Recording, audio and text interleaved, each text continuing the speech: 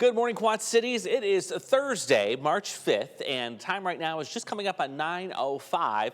We're doing a quick little bonus Ask Andrew Live, if you will, here for not only this morning, but also tomorrow morning as well, because of the impending threat of some severe weather coming in, especially as we go into your Friday. This morning, it has been the dense fog that has once again kind of been the thorn in our side when it comes to the morning commute. We have seen, though, some improvement in that fog situation in just the last 30 minutes alone. We're starting to see a lot less of those yellows, oranges, and reds on the visibility map, which is a very, very good sign. So we'll talk about the fog, and then also we'll do a little deeper dive here. We'll spend the next 10, 15 minutes or so talking about tomorrow's weather setup, some of the ingredients. It's Thursday morning, which means we now know what the main threats will be with the storms tomorrow. But I'm also going to run through a couple of different scenarios with you in terms of the timing and what could happen with those storms. If you have a question, I'll get to those right at the end before we wrap things up. The best way to get that question is if you're on our Facebook feed. We are simulcasting via our 8+ app. You can put it right in the feed itself. If you are not on the Facebook feed and you're watching directly on the 8+ app on your smart TV, or if you're on our website streaming through your mobile device, you can also text it to that number at the bottom of your screen. It's 309-304-0888. And then our digital folks, that will definitely get us that information here out on the set, so we'll be able to talk about that. So let's start with the fog this morning. It's been nasty. We lost sight of the I-74 bridge again during GMQC, which was not surprising. One of the things that made the fog worse this morning is the fact that we really didn't clear it out completely yesterday. Noticed even into the afternoon and into the evening, if you were watching News 8 at 10, the fog was already building to the south of our region. So it got a little bit more of a jump start this morning, allowing it to get thicker, hence more problems. But now we're starting to see some of that erode away. In fact, the National Weather Service has let the dense fog advisory go. They have now replaced that with a special weather statement, just saying that, yes, some patchy dense fog will be possible for the next few hours. There you see confirmation. Dense fog advisory is gone. We're also going to lift our weather impact alert as well. That is no longer going to be in play. Big improvement on the map here. I mean, this thing was just filled with yellow, oranges, and reds all over the place. Now it's not the case. We're starting to see improving conditions there, which is really nice. We've also been tracking a couple of showers this morning. Weak area of low pressure has been bringing those. You can see one getting ready to move into Aledo. Losing support, though, in terms of energy and lift, so it's becoming a lot more scattered in nature. Most of you will remain dry. Now let's hop into what our main topic is, and that is what comes our way tomorrow. We've had to adjust our weather impact alert a little bit here, and what we've done is we've looped in the Friday morning commute in addition to that chance of seeing some scattered severe thunderstorms as we go into later tomorrow evening. We've looped in the morning commute because we see a round of some potentially heavy thunderstorms, not necessarily severe, but heavy rain producers. And if those materialize and move in, that means you're going to be dealing with some reduced visibility, a lot of ponding of the water on the roadway during the morning commute tomorrow, and also there could be some small hail. Not to mention, there's going to be a lot of lightning production with those storms too. So you may not even need your actual alarm clock tomorrow morning. Mother Nature may do it for you as these storms are coming in.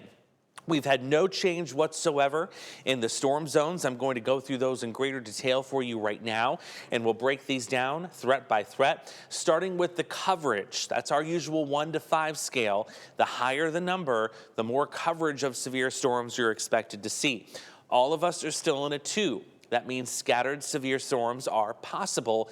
That 3 out of 5, where scattered severe storms are likely, still remains well to the southwest of us. And again, I see no intention of needing to move that 3 out of 5 further to the northeast into our region. Just don't see that in the data even this morning. So now let's break down the individual threats, starting with the tornado threat. Where is that greatest heading into tomorrow evening and tomorrow night? It's not here in the Quad Cities, that's for sure. It's further to the southwest, southern Iowa, into parts of Missouri. We just don't have, A, a lot of storm energy here to utilize, and B, we also don't have a lot of spin in the atmosphere that we're going to be able to utilize either. Now, I can't rule out a brief little spin up, just a very isolated brief spin up if a line were to form and get in here and time it just right. However, again, it's not the tornado threat that's the main concern. Let's break down the wind and also the hail threat. So here's the wind threat. That's where your 2 out of 5 starts coming into play. The wind is a 2 out of 5, especially along and south of Highway 30. The hail threat is a 2 out of 5 for all of our hometowns, and you can see there's a 3 out of 5 sitting down to the southwest in parts of northwest Missouri. So wind and hail will be our primary threats here as we go into tomorrow evening. That's our main concern, a very low chance of a quick spin-up tornado, and we don't have the ingredients for strong tornadoes either. That would be a very weak tornado, and that's something we typically see when we get these line segments coming in both early in the season and also late at night like they're timing here. Let's go to Future Track. We got a brand new run that came in about 8:30. We'll get another new run at about 10:30. So this is the latest data that we're showing you here. Very consistent about this complex of rain and thunderstorms coming in during the morning commute. There you see the timing is still holding for that 4 to 6 a.m. Where some of these really heavy downpours will be coming in. Of course, a lot of lightning, also some small hail will be possible with that as well. Once we get past the morning commute, we'll still see some scattered showers and thunderstorms most likely, but the coverage will be just that. It will be scattered in nature. Heading into the afternoon, things will start to dry out. We may even get a little sunshine as well, and temperatures will begin heading for the 70s. What we really have to watch are a couple of different scenarios for tomorrow evening. Now, our in-house model here that I'm showing you, which is Future Track, is void of any new storm development in this region right here. And if you remember, and I'll put it back on there actually for reference, the storm zones, because that's where the Storm Prediction Center was kind of monitoring that 3 out of 5 risk. So let me resave this scene and we'll put the storm mode on there, or the storm coverage, the storm zones, if you will. Makes it a little bit easier to see what I'm talking about. So I'm going to re-rack this up here. Again, we're doing this live. So we'll go ahead and put this back in motion. Let's get back into the late afternoon, evening time frame, zoom it back out. So this is what I mean. You know, you're looking at 8 o'clock here on Friday, and there's where your storms are. So notice the timing on this, it's really delayed. This is very, very late. So given the timing here, if this solution were to verify, by the time those storms get here, they would likely be in a weakening phase, because look at how late this now goes. We're now talking about after midnight. For a possible scenario that it may take that long for storms to arrive. And if that's the case, their severe weather threat with those storms would be on the decline, or not be nearly as robust if they were to come in earlier in the evening. So you're seeing that solution pan out there. So again, that is solution number 1. Let's look at a couple of other solutions. Now we're in range with a couple of other high-resolution models that we can show you as well.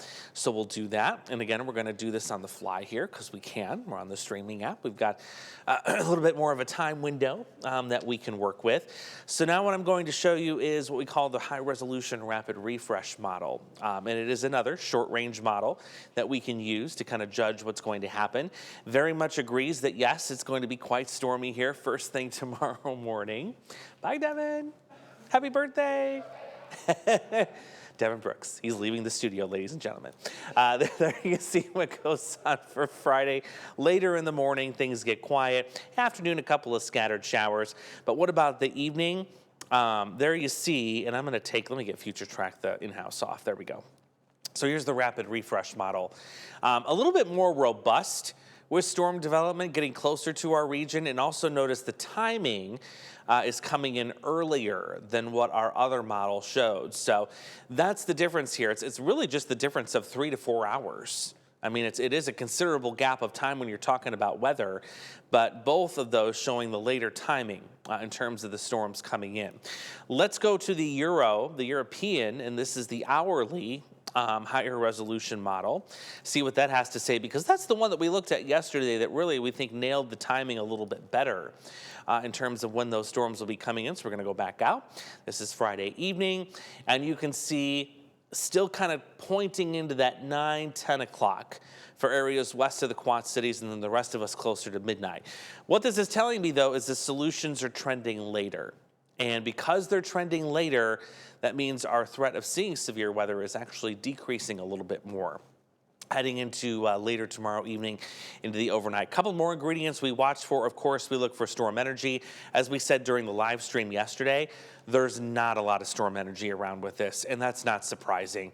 We're not getting a lot of daytime heating. There's a lot of cloudiness. There's a lot of rain in the morning, not to mention some leftover clouds in the afternoon. You're talking about total storm energy of only 420 joules per kilogram. That's what we measure that in. Look at the scale, 0 to 1,000 is low, so there's not a lot of energy. What about the wind shear, though? We talked about this yesterday, too. Do we have enough wind shear going into the evening and into the late night overnight hours to get something cooking? When we talk about spin, what you really like to see, and I'm going to put a pause on this so I can get my little arrow up and show you, you want to see wind at the ground level, at the what we call the surface, or what we know as the ground. You want to see this wind coming from a southeasterly direction. We're not seeing that. We're seeing this wind coming from a southwesterly direction. So you're not getting this backing of the wind that you need to get spin going when storms come in or start developing. Now you're getting what we call a lot of speed shear, where you're getting this change in the wind speed with height. And this goes to show you what the wind gust potential could possibly near, and right now that is 73. That number's actually come up a little bit more than yesterday, but again, it goes to show what the wind gust potential could be if the storm could get strong enough to pull that down. Now, in order to get 73 miles an hour, it would need to be an exceptionally strong storm. Could you easily get 57 miles per hour? You could, especially if a storm is not really, really intense. It wouldn't take much to get this 57 mile per hour wind down to the ground.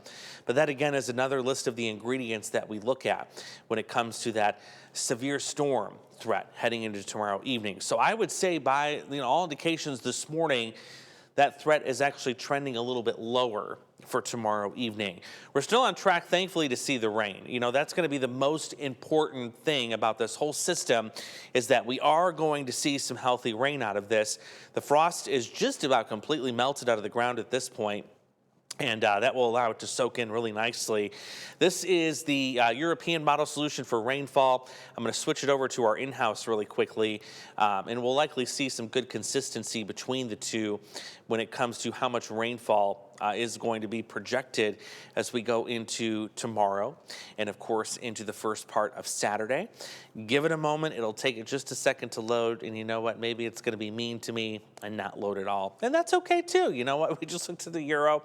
I think they're very similar models, and yeah, of course, it's not going to load for me when I want it to, but that's okay. That is quite right. We know at least about an inch of rain for those of you that get under the thunderstorms. I think that's going to be a very, very safe bet that you'll see at least that. We're not worried about river flooding or anything like that. Again, with the ground thawing out, it'll more than welcome this rain that's going to be coming on through our region. So that's the latest what we know this morning. Again, just refreshing you that weather impact alert, we moved it up and expanded it now to cover the morning commute, for that likelihood that we're going to be seeing quite a cluster of thunderstorms come in around that time. We have a few questions that I can answer here really quickly, and then we will hop off the chat. And I got to get to my meeting for this morning. We're going to have another one of these tomorrow morning, same time, 9 o'clock, and we'll also do a bonus one for noon tomorrow as well, just to see if anything changes at the last minute in terms of ingredients and what we're expecting. Good morning to Sue. Good morning to David. Good morning to Billy, our very, very reliable Clinton weather watcher. He's wondering if any of them have an ability to support a more organized wind threat.